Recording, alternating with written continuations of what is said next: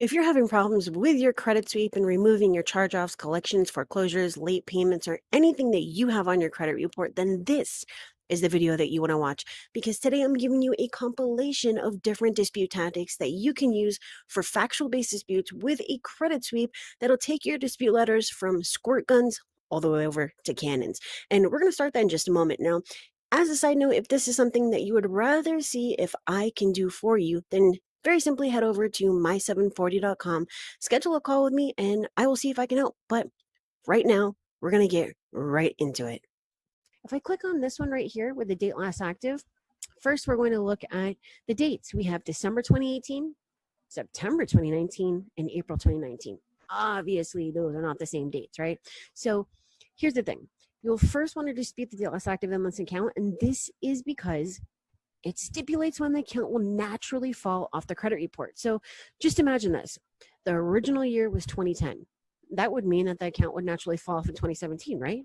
But because the account was illegally re-aged to 2015, now it's not going to be removed until 2022. So the date last active not only must be the same date, but it must be the right date. So let's take a step to the right. Now, the date last paid, two of the same dates technically, but I mean, then we also have April. So let's dispute that anyways. So here's the deal.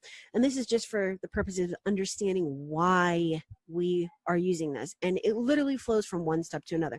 Now, just real quick, if you need help, if this doesn't make any sense to you, if you're looking for someone to take over your file, I might be able to help. You can use the link in the description to find out if I can do a credit sweep for you, very simply by scheduling a call with me. If I can help, I might. All right. So moving on, date last paid. So your next step would be to dispute the date last paid. The date last paid is important because your 7.5 year time period, or the statute of limitations for reporting, begins after this date. So imagine this: you stopped paying in 2014, but Equifax all of a sudden reports that you made a payment in 2020. This means that your account will not be coming off until 2021.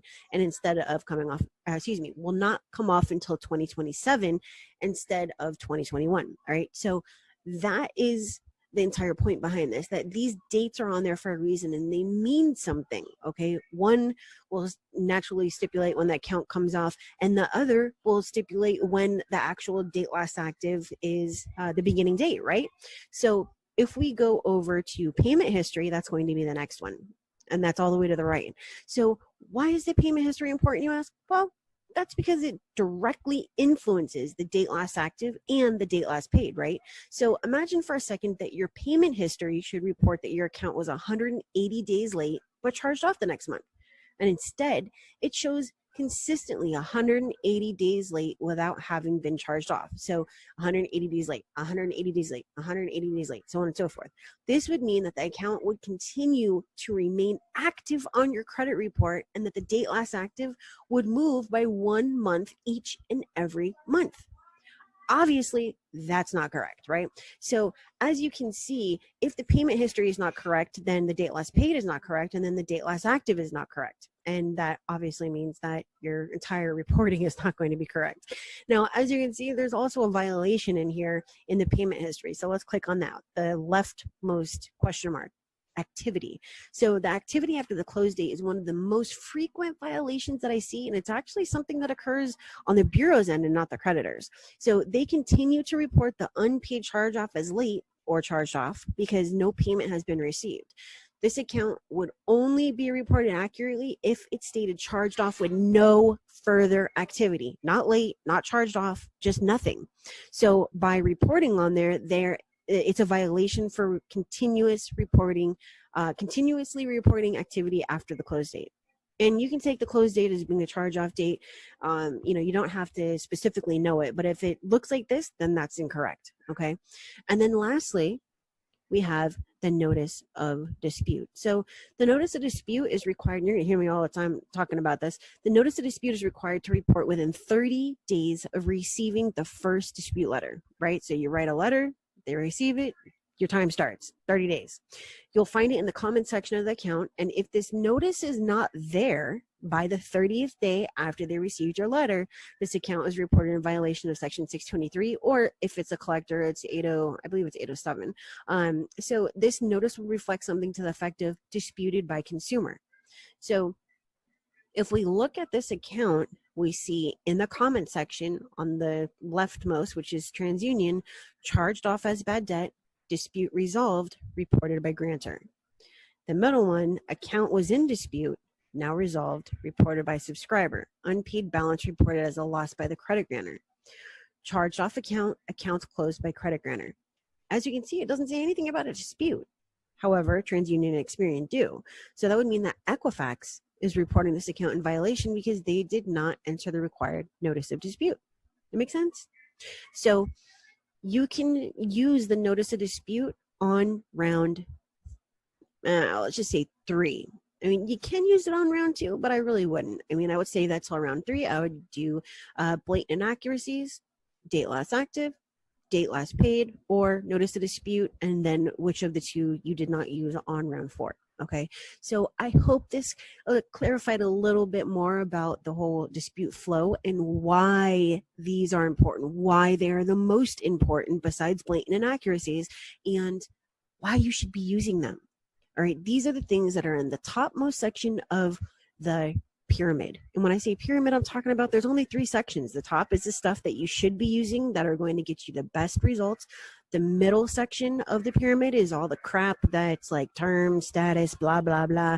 And then the bottom is the stuff that you shouldn't be using.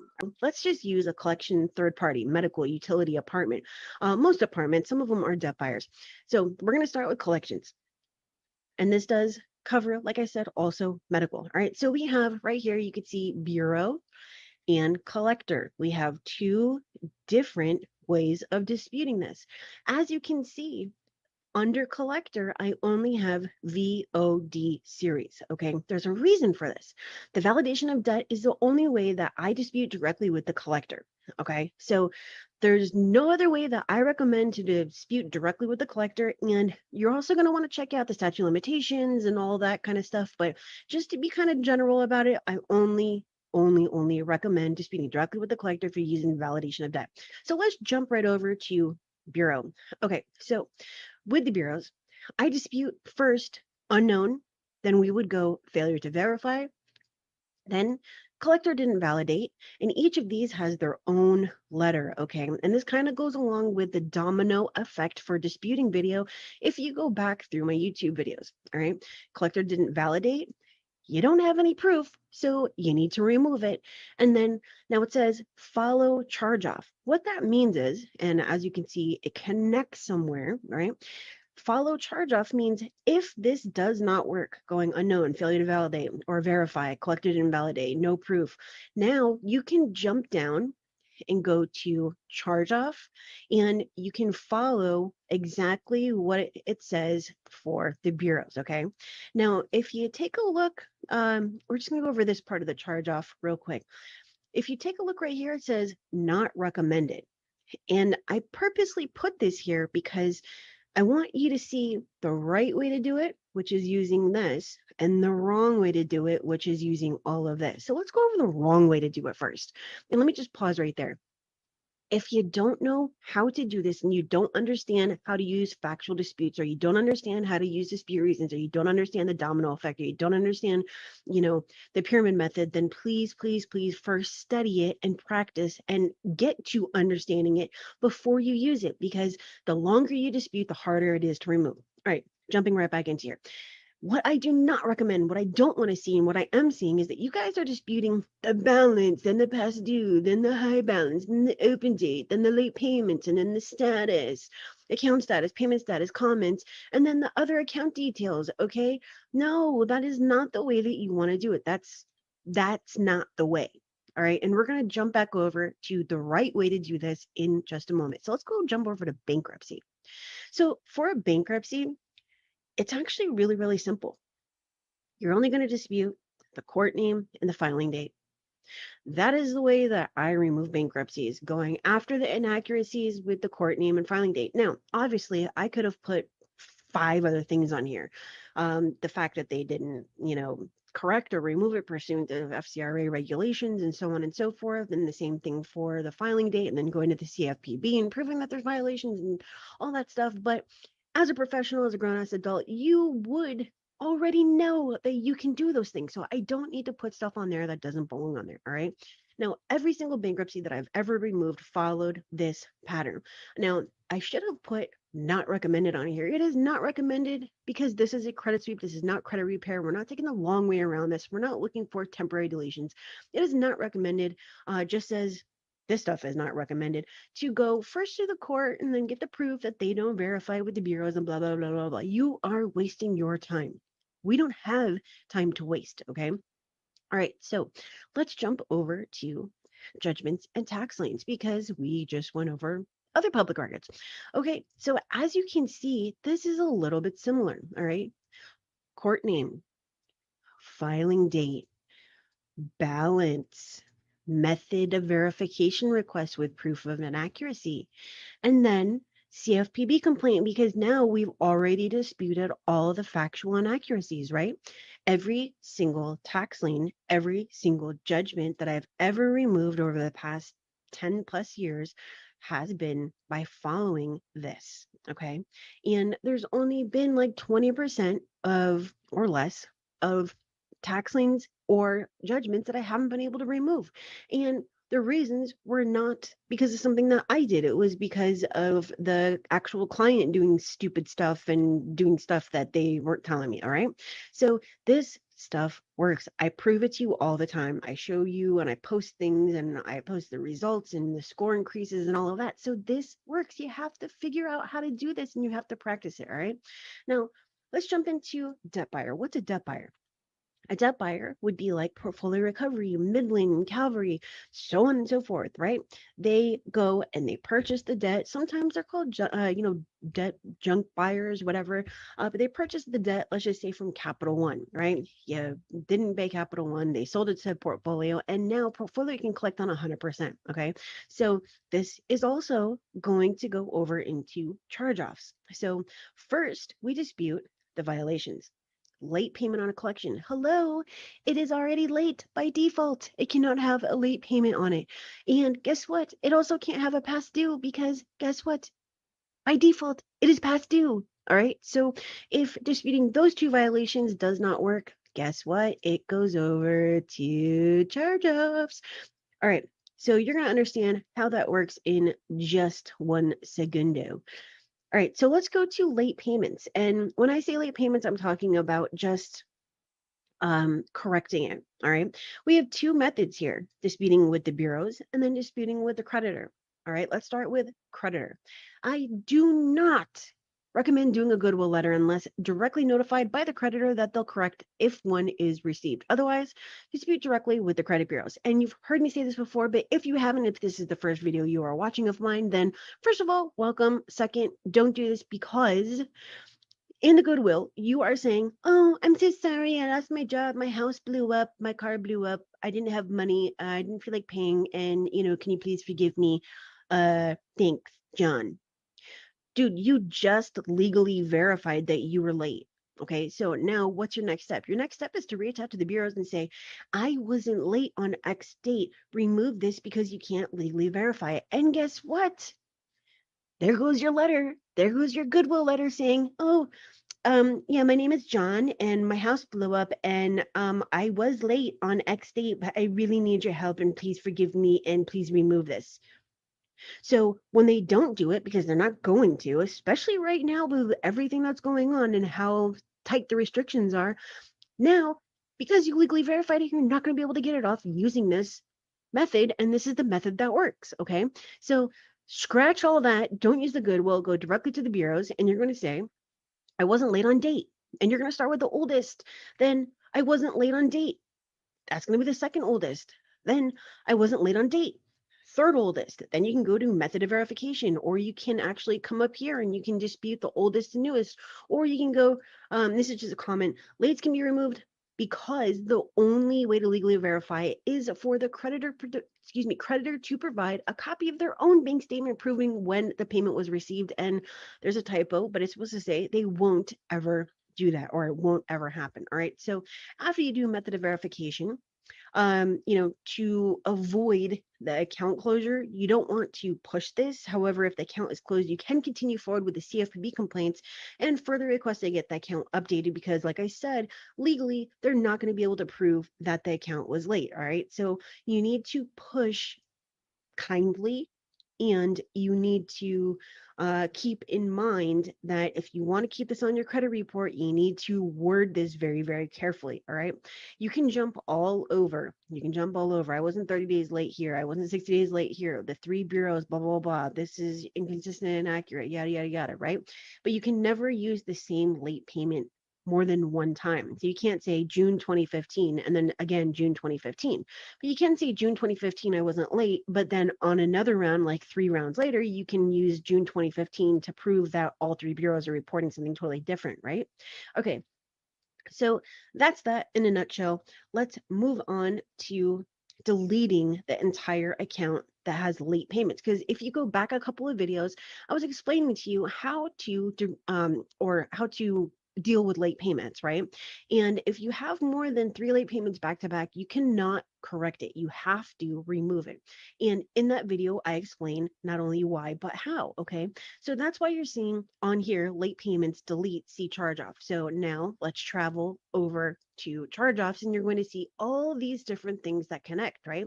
We have the late payments, delete the whole account, goes to charge off. We have the debt buyer, step 3 goes to charge off. And we also have the collection third party after 5 rounds or however many this is 1, 2, 3, 4. On the 5th round, if it doesn't work, then you go over to charge offs, right? So we're going to save that for the last step and we're going to go and check out student loans. All right. So this is for um, updating student loans. And I have a mini course on how to deal with student loans. You can check that out on this the same place that you'll find the subscriber hub, the vargasrevolution.vipmembervault.com link. All right. And it is like super, super cheap. So if you have student loans, you're going to want to get that.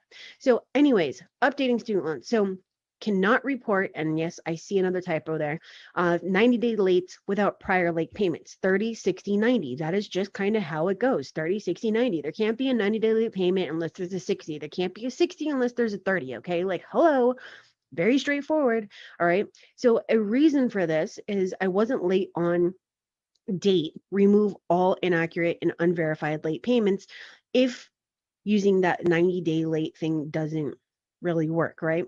Now, you can also, if this is Navient, and even if it is not Navient, you can still use this just as an example of one of them not applying payments correctly. But if you go back a couple of years, you're going to find a lawsuit against Navient for failure to properly apply payments for millions and millions and millions of consumers. All right.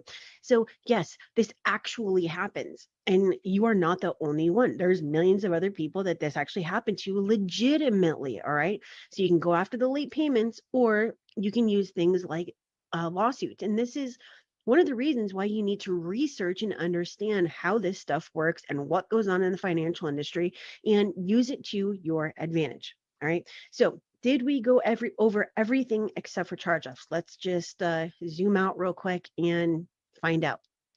All right, let me just click on this and see what I wrote here. Okay, so how do I pull up my cards? I think I click on this. Pyramid method dissection. Yeah, but I want to open it. How do I open it? Okay, pyramid method dissection. So understanding how to dispute can be really difficult, like I mentioned. And if it's not understood or if it's misunderstood, not only can there be misdeletions or corrections, but like, hello, your anxiety can literally cause migraines. Like, totally ouch. Okay.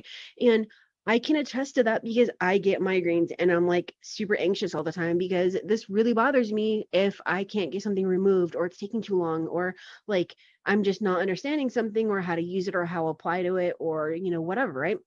So once I figure these things out, I put them out for public consumption, okay? And like I said, I put everything all nicely together in the deep dive workshop for you. So those are those 2 links again. I put this on here because I am considering sharing this publicly or on the subscriber hub, or I might even turn it into a mini crash course. So anywho, let's move on. The last step to this, and let's just click out of this. the last step to this is going to be, again, charge-offs. So what do? We already know we're not going with the not recommended crap, right? So let's just move over. So as you can see with charge-offs, we have creditor and we have bureau. So let's start with creditor, okay?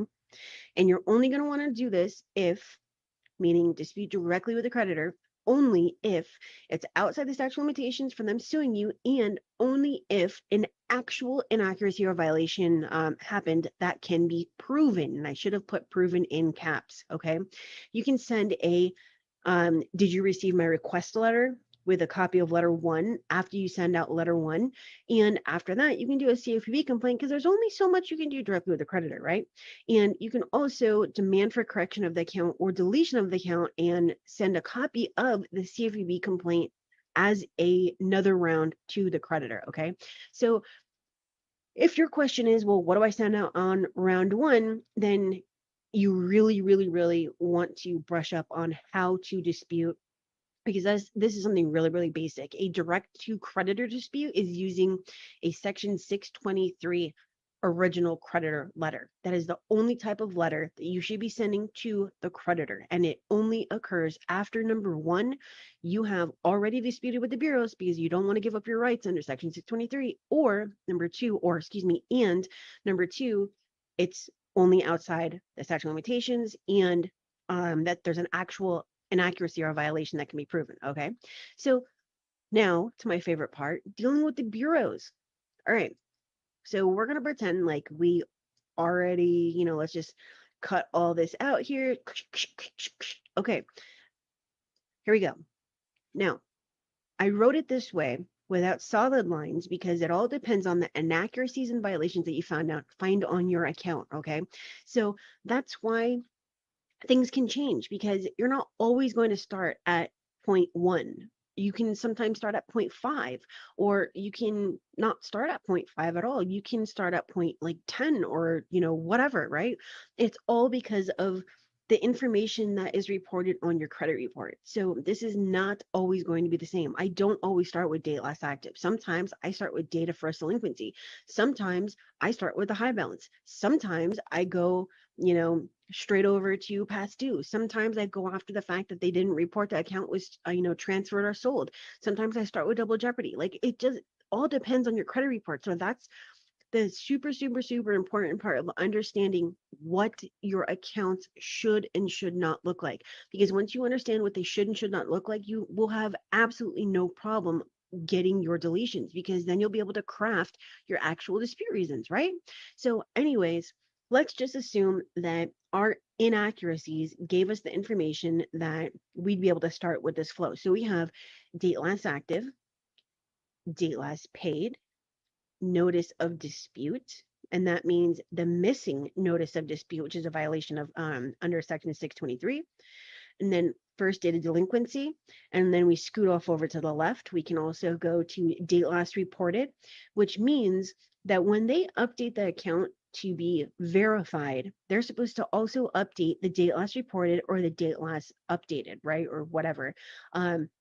If that date is not updated to when they quote unquote verified the account, that means that no investigation likely occurred. Okay.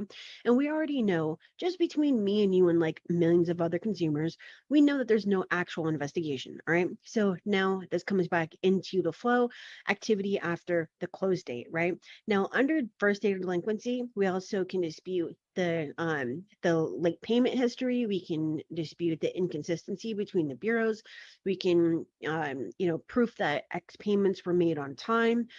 We can prove that just one of those late payments were actually totally and completely inaccurate, then the whole account can be removed. Then we can go activity after the close date. We can also, and these have stars next to them because it obviously all depends on the information on your credit report. So while the other ones can virtually always be applied, these are only if it actually applies, okay?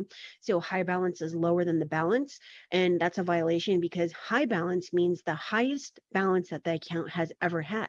So if the balance is 1,000, but the high balance is only 800, then that's not correct, because hello, there's like a $200 difference, right? So you have to always make sure that the high balance is either the same or more than the actual balance. All right, failure to report as transferred or sold, and then double jeopardy for double balance or past due between the original creditor and the collector, and then violation attack. And then let's see if, where does this connect to? We have another little squiggly line.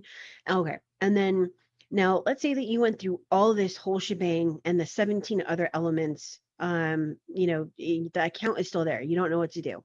Now we can go over to the not recommended crap, and now we're just shooting blanks in the dark, trying to kill zombies, and we're totally blind.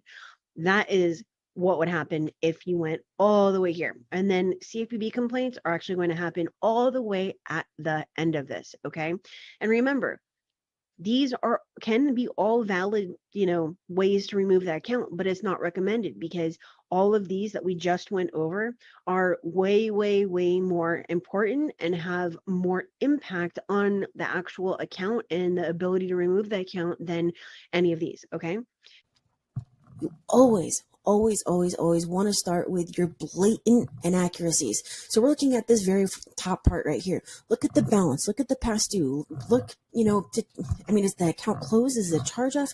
Is there a monthly payment on your closed account? Now, it doesn't have to be a charge off, but if it is closed, listen very carefully. If it is closed, there should be no monthly payment. Let me repeat myself. If the account is closed, there should be no monthly payment on it. If there's a monthly payment, you can dispute it to get it removed. It is an inaccuracy, but if you dispute it and they don't remove it, it is now a violation. Use it to your advantage, all right? Another thing that you want to look at your collections, whether it is a debt buyer, whether it is a third party, whether it is business. If there are late payments on a collection or even a past due, it is inaccurate. Okay. Now, one of those is actually a violation, but we're not going into that right now. Use it to remove it. Now, let's say that you don't have any of that stuff. Okay. The balance is what it's supposed to be, consistent across the bureaus that are reporting it. The past due is correct or it's not there or whatever. There's no monthly payment. There's no late payments on your collection, whatever. Go to the next best thing. All right. So what do you dispute first if you don't have any blatant inaccuracies? You're going to look at the bottom going up, all right? You're going to look at the data last activity. You're going to look at the data last payment. Now, let's say that you've used these already, and now you're on whatever, round 3, round 4, and you're like, crap, I've kind of run out of like big ammo, because if you go back a couple of videos, remember the biggest ammo that you want to start with, the inverted pyramid? You've already done that whole top tier. So now what do? You have things that you can use as backups when they come back and say it's verified. We're looking at this nice, what do you want to call it? This royal blue right here.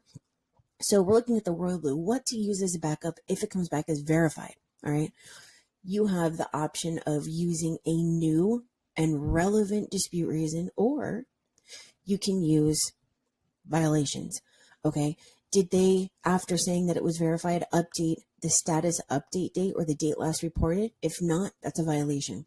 That means that they didn't investigate. Did they put the notice of dispute? It's required pursuant to Section 623 of the FCRA and 806B of the FDCPA. You've heard me say this a million times, but none of you are using it. Okay, notice of dispute has to be there within 30 days. If it's not there, it is a violation. Okay, now another thing that you can do is look at the payment history, look at the date of first delinquency, check out the high balance, the past due. Now with the high balance, is it lower than the balance? It should be equal to or higher than the balance, right? Okay, so there's other things that you can do, but I'm just trying to make this very simple, easy to understand. Date last active. Why is this important? Well, the date last active indicates when the account will naturally fall off your credit report, right? It is the date when the 7-year time period begins, and it's the biggest form of retaliation of the bureaus to change this date to keep the account on your credit report longer. Honey, they are not there to hold your hand. They are not there to be your friend. They're not there to help you. They are there to make money. They're there to make money, and if you're costing them money, then this is what they do, all right? This is called re-aging, and it adds another 7 years to the reporting, and it is a violation to re-age the account. Now, with the date last paid, well, the date last paid indicates the date the account was last paid by the consumer, right? Obviously. And in the event the account becomes charged off, because as you can see right here in the center, it says charged off, then the date last paid should become the date last active, or, should be around this date. Now, when the date last paid is wrong, when it's wrong, you can have the date last active wrong, right? Because if one is wrong, then the other one can be wrong. Now, you don't want to start with that whole flow being incorrect when you have this is wrong and then that one's wrong and then they change this and they're reporting that. And so you have all these different things that are incorrect. No, no, no, no, no, no. Now, if we just jump over notice of dispute for a second and go to payment history, the payment history is where it all starts, right? This is exactly what I was just saying. And this might make sense instead of what I was just talking about. So if the late payments are reported inaccurately, then the date last paid will report inaccurately and the date last active will report inaccurately. And if the date last active is reported inaccurately, the account will not be removed within the correct time frame. It all begins here, right? So it's like the domino effect. I mean, I guess I could have called this a domino effect instead of what the flow, but I actually already have a video called the domino effect, and it's actually a series. So now with the first date of delinquency, we're continuing with the late payment flow, right? So the first date of delinquency can throw off the entire reporting. As an example, it would be where the three bureaus report a different date, and this would mean that the account would naturally, without interference from a dispute, be removed according to the statute of limitations, right? So you can actually see a difference of even like 6 years. I see it all the time. So if the bureaus don't have the same information and it is not the correct information, then the first date of delinquency, if you do not pay, again after that, right? First delinquency being your last date of activity, then this means that it can either be months off, days off, or years off. So this date is very, very, very important, right? So we have first date of delinquency. That is what says it says the entire thing about your payment history, and the payment history leads to, date last active and then date last paid, and I mean, even activity after the close date and all of that. So that's what I'm saying, that one thing leads to another. Now, we're going to throw something else in here that's very, very important, and it's called the notice of dispute. So now, does this have to do with late payments? No, it does not. But it does have to do with these elements right here, influencing account elements: date last paid, date last active, payment history, first date of delinquency, and notice of dispute. Now, when you submit a dispute, it's required that a notice is entered to your credit report within 30 days of the receipt that says disputed by consumer, right? So if it's not entered, then it is a violation of Section 623. In this way, other creditors will know that the account may have an inaccuracy. So that's one of the reasons that you want that notice of dispute to be on there. Because if you just have a negative item sitting on your credit report and you go to apply for something and you can't tell them that, like, hey, I disputed this. Okay, well, why isn't that notice of dispute on there? We just think that you're okay with having a negative item on your credit report. And then it's going to be kind of difficult for you to explain, like, hey, you know what, that was identity theft. Oh, that was like 6 years ago. And yeah, I owe $1,000, but it should show that, it was paid, blah, blah, blah. But if you don't have a notice of dispute on there, then they're just going to think that you're okay not paying your creditors. And then they're not going to offer you any credit. Okay. So as you can see, this can be very, very important when you're dealing with other creditors. You can lose your positive accounts because your negative accounts are not marked as in dispute. And this is also a great way to catch the bureau's creditors and collectors with a violation. And once again, it is FCRA 623, and if it is the collectors, and it's 807 FDCPA. Okay, so there's a lot of things that you can go after with this. Let me just go out a little bit and we're going to go down over here. But now this is the flow. You're going to go date last active, date last paid, notice of dispute, payment history, and first date of delinquency. So when you're disputing, these are your 1, 2, 3, 4, 5 rounds outside of blatant inaccuracies. Now, people ask me all the time, well, what the heck are you talking about blatant inaccuracies? And are blatant inaccuracies more important than, the hierarchy? Yes, they are. So, an example of this would be if you have Capital One reporting a charge off on all three bureaus, and one bureau says $1,000 balance, another bureau says $1,500 balance, and another bureau, the third, says paid. Obviously, that is a glaring error, and it can get your account removed immediately. So why would you go after the DOLA or the DOLP, DOP and the NOD and the first DOD if you have three different balances? So yes, blatant inaccuracies, then you start going down the ladder. And that is why going from left to right, 1 to 5, they're going down because it's taking a step away from your deletions. So that is what you need to understand. Every single letter that you send is one step further away from the result that you want to get. So that was the end of our dispute tactics for today for the credit sweep training, and I hope that you were able to take some value away from this and figure out how to take your dispute letters, just as I mentioned, from squirt guns and turn them into cannons.